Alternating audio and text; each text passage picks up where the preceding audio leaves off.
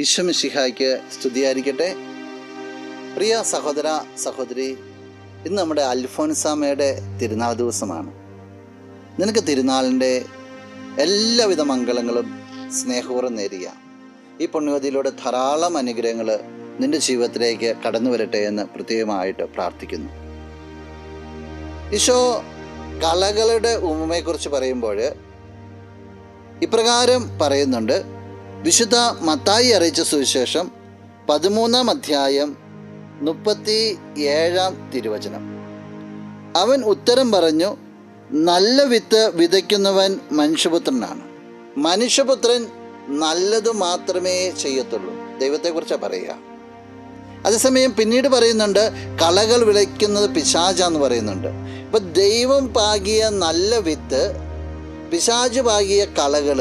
എങ്കിലും ദൈവം നല്ല വിത്തിനെ സംരക്ഷിക്കുക, കളകളൊപ്പം വളരുവാൻ അനുവദിക്കുക. കാരണം അത് പിഴുതെറിയുമ്പോൾ ഈ നല്ല വിളകൾക്ക് എന്തെങ്കിലും കോട്ടം സംഭവിച്ചാലോ എന്ന് കരുതി.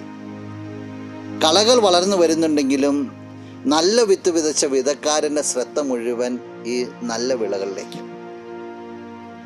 നിന്റെ ചുറ്റുപാടും പലതരത്തിലുള്ള പോരായ്മകളും കുറവുകളും എല്ലാം ഉണ്ടാവും. അതിനിടയിലായിരിക്കും നീ വളർന്നു വരിക. പക്ഷേ ഒന്നോർത്തോളണം, നിന്റെ ദൈവം നിന്നെയും നിന്റെ കുടുംബത്തെയും നിൻ്റെതായ എല്ലാ മേഖലകളിലേക്കും ശ്രദ്ധ കൊടുക്കുന്നുണ്ട്, അതിനെ സംരക്ഷിക്കുന്നുണ്ട്. ചുറ്റുപാട് എന്തൊക്കെ അസ്വസ്ഥതകൾ വന്നാലും നിന്റെ ദൈവം നിന്നെ മറന്നു കളയത്തില്ല, അതിനെ വളർത്തിയെടുക്കും.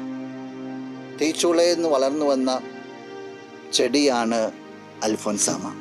ഒത്തിരി പ്രതിസന്ധികൾ ചുറ്റുപാടും ഉണ്ടായിരുന്നു. പക്ഷേ അത് വളർന്നു വന്നു, അത് 100 മേനി ഫലം ചൂടി എന്നുള്ളതാണ്. ജീവിതത്തിൽ ഫലം ചൂടാൻ നിനക്ക് സാധിക്കട്ടെ. നമുക്ക് പ്രാർത്ഥിക്കാം. കണ്ണുകളടച്ച് കരങ്ങൾ കൂപ്പും.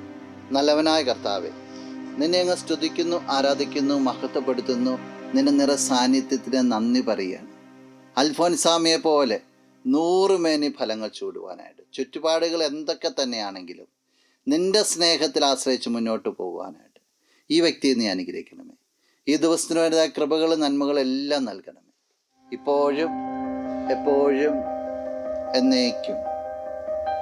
ആമേൻ.